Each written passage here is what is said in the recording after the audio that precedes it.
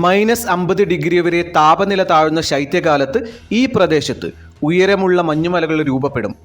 ഈ അതിശൈത്യം കണക്കിലെടുത്ത് പരസ്പര ധാരണ പ്രകാരം ഇന്ത്യയും പാകിസ്ഥാനും സൈനികരെ താഴ്ന്ന ഭാഗങ്ങളിലേക്ക് മാറ്റാറുണ്ട്.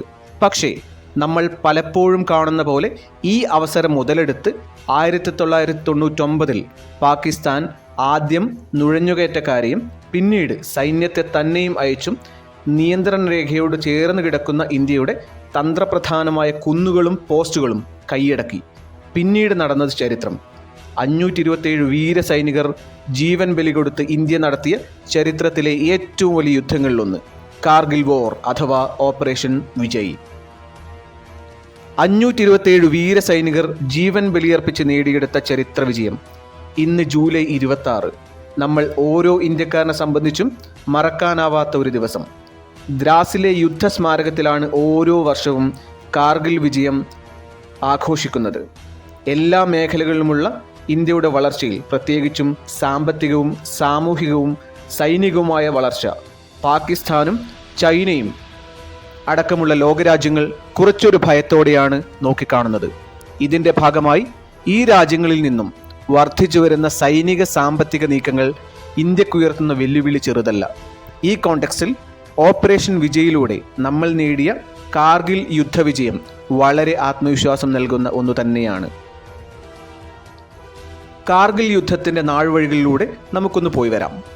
1999 മെയ് 10 ആരംഭിച്ച് ജൂലൈ 26 യുദ്ധം അവസാനിക്കുന്നത്. ജമ്മു കാശ്മീരിലെ ലഡാക്ക് മേഖലയിലെ ദ്രാസിൽ നഷ്ടപ്പെട്ട ആടിനെ തേടിയിറങ്ങിയ ത്യാഷി നഗാൻ എന്ന ആട്ടിടയനാണ് നുഴഞ്ഞുകയറ്റക്കാരെ ആദ്യം കാണുന്നത്. അദ്ദേഹം ഉടൻ തന്നെ സൈന്യത്തെ വിവരമറിയിച്ചു.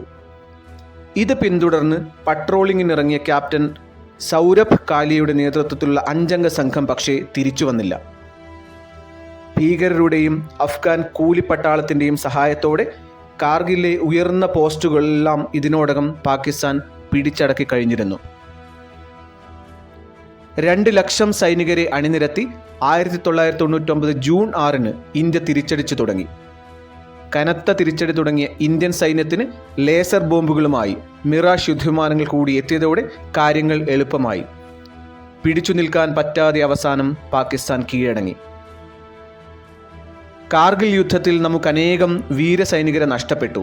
പക്ഷേ അത് ഓരോ ഇന്ത്യക്കാരനും വേദനയോടൊപ്പം സമ്മാനിച്ചത് ഇന്ത്യ എന്നും നമ്മുടെ ധീര സൈനികരുടെ കയ്യിൽ ഭദ്രമാണെന്നുള്ള വലിയ ആത്മവിശ്വാസം കൂടിയാണ്.